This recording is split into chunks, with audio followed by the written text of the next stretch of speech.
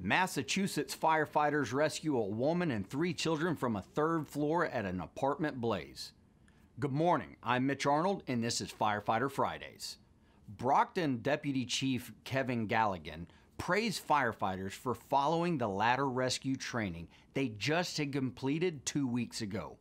A woman and 3 children were trapped inside their Brockton apartment, waiting for help by a 3rd-story window as a raging basement fire generated heavy smoke that filled up the stairway.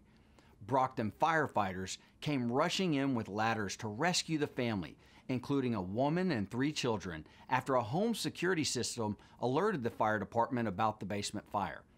While firefighters from Squad A attacked the fire in the basement, others from Ladder 2 used a 28-foot ground ladder to reach the 3rd floor window of the wood frame apartment building, ferrying 2 young children to the ground. They also used a hydraulic aerial ladder to reach an older child and a woman and get them to safety. The ladder rescues come just 2 weeks after the department went through ground ladder rescue training. The occupants were trapped on the 3rd floor. They couldn't go down the stairs. They were full of smoke, Galligan said. The guys did an excellent job. They did exactly as they were trained, and it resulted in 4 successful rescues. Here we are 2 weeks later, and it works. The fire was considered a 2-alarm blaze, but the Brockton firefighters were able to contain it to the basement, swiftly knocking the significant fire out, Galligan said. It didn't extend to the upper floors. The children and the woman trapped on the 3rd floor were evaluated by EMS at the scene, but none of them were transported to the hospital. One firefighter suffered a minor hand injury involving an axe, Galligan said, and was transported to the hospital.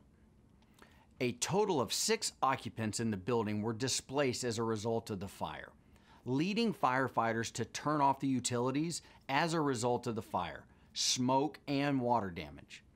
The American Red Cross responded to help the displaced residents get a place to stay. It's not immediately clear how the fire was started, but it does not appear suspicious. It's under investigation, said Galligan, who was the incident commander at the scene. Right now, it appears accidental in nature. It's easy to allow ourselves to think that our men and women of the fire service just sit around and wait for the next call.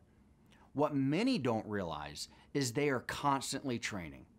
They not only take the time to review basic fundamentals, but learn new techniques that are being developed, as well as review and discuss lessons learned from other departments across the nation.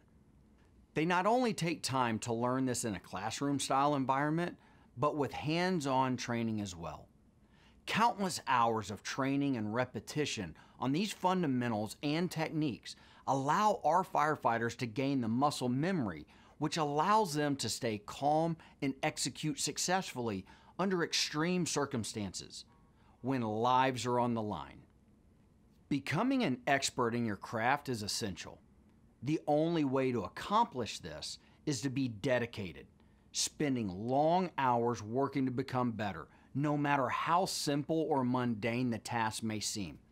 The better our men and women of the fire service are, the safer those who need their services are, and the greater chance of success they will have at saving life and property. Dealing with something as dangerous and unpredictable as fire is not for the faint of heart. This is what makes our firefighters so important and so loved and adored across this nation. A complete stranger shows up when everything you love is being engulfed in flames and smoke. They are willing to risk their life for your family and loved ones, and even your precious belongings. It truly takes a special person to do this for a living, to dedicate so many hours away from their own family. The wear and tear on their bodies through training evolutions and active calls so that we may be safer. To the firefighters and all the administrative staff of the Brockton, Massachusetts fire departments, we thank you for your service and appreciate your dedication to serve others at the risk of your own safety. We are truly blessed to have you on the job, and we love you for it. We want to continue to share the stories of our men and women of the fire service. So send us the stories that you know of to info@birdseyeviewproject.org. These are stories that deserve to be told and the heroes in them recognized and honored. Our mission here at Bird's Eye View Project is simple: serve those who serve us. That's why we are proud to support incredible organizations like Sons of the Flag, who have revolutionized burn care, and the Lieutenant Joseph DiBernardo Foundation, who provides personal safety systems to our firefighters. These two organizations are not only saving lives, but are changing the quality of life of all burn survivors. What an incredible story, and we couldn't be happier to share it with you. I hope you enjoyed today's episode, and I hope that you'll like it on social media, take the time to share it, and invite a friend to join our Facebook page.